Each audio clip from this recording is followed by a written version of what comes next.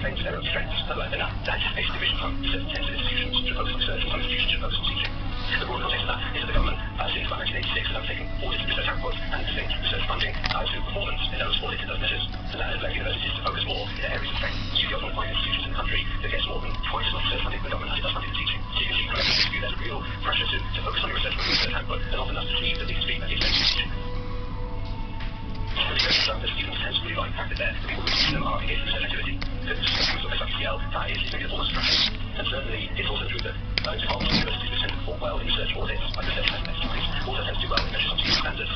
However, it's less clear that that's because there's any kind of intrinsic link between quality of research and quality of teaching. It may simply be the case that these universities tend to be well funded, can devote generous amounts of resources to teaching as well as to research. Doesn't mean that research quality and teaching quality have any necessary relationship with each other.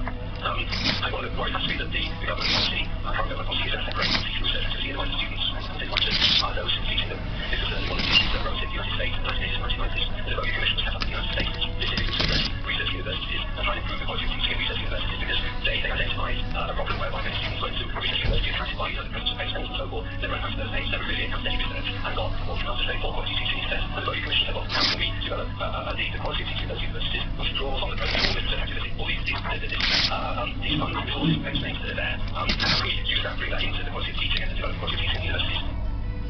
So I guess the challenge for staff at a place like UCL is one way in which they can develop their teaching, make it better by drawing on the research activity which is present. And for many staff that will be a case of bringing their own research activity into their teaching, helping to inform their teaching one way or another. There's a widespread perception among academics that the good teaching is informed by good research. And there's good teaching needs to be as research as a distinguishing feature of the university lecturer. There was a very big research by Ashley Marsh in 1996 which showed that that wasn't actually the case. Ashley Marsh found that there was a zero relationship between research and teaching. The good research didn't necessarily make good teaching, as well as make bad teaching was a positive relationship or a negative relationship. There's zero relationship at all. So I was having to find a way for students to be brought into some kind of productive, positive relationship. And the two models to think about how this comes in. First is a research-led model for teaching. This is where a lecturer will bring their research interests to inform the content of what they teach. And this tends to be already the dominant model in arts and sciences to a large extent. It's important to note that although research-led teaching can bring a student into contact with maybe a research that might be likely published yet, very current thinking, it doesn't necessarily change the way that teaching happens. You can still get very didactic center-based teaching, although it may be research-led. The second model is the way in research and teaching may have a close relationship is what's called research-based teaching. And this is where the students are less an audience for research findings and more participants in research itself. Often it's called inquiry-led or inquiry-based learning, and so the students themselves participate in some kind of research inquiry. Maybe what we're going to example is some Chang, a former here at UCL, in science and technology studies, over a number of years, but one of his courses, he got the students on that course to research history reporting, chemistry course, I think, he got the students research history reporting, and ended up publishing the findings, and the students would collate gather research evidence and then pass it down 1 year to another.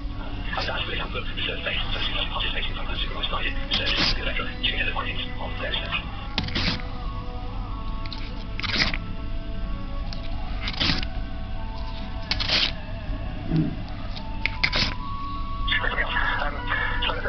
If I take some of you what you've already figured out yourselves, but what I'm trying to do is think briefly to answer my questions, take some of the stuff we learned from having run these projects for 6, I think, over 10 years at the moment. So I guess I'm talking about sort of management, you always learn the dirty secrets, the things I think work out quite so well, or things that would be unexpected, so pitfalls and so forth. Yeah, the general rule, the reason for the brilliant courses in those people will know who do the hard work, but brilliant, so generally speaking, successful, we talk about some of the difficult stuff that goes on with the software learn.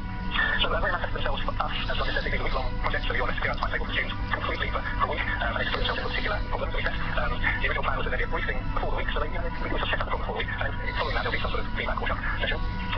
Another initial plan is that let's discuss the running scenarios, have a dry run before running it with other members of staff attending to the students, and let's see,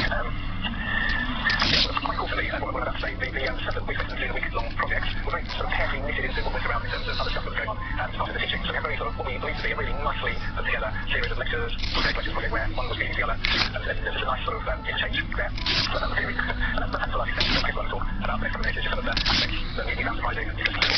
So in no particular order, I guess the first thing from a management point of view that we discovered was that having come up with these 8 brilliant projects, we're running one per quarter of a year, 6 weeks per term,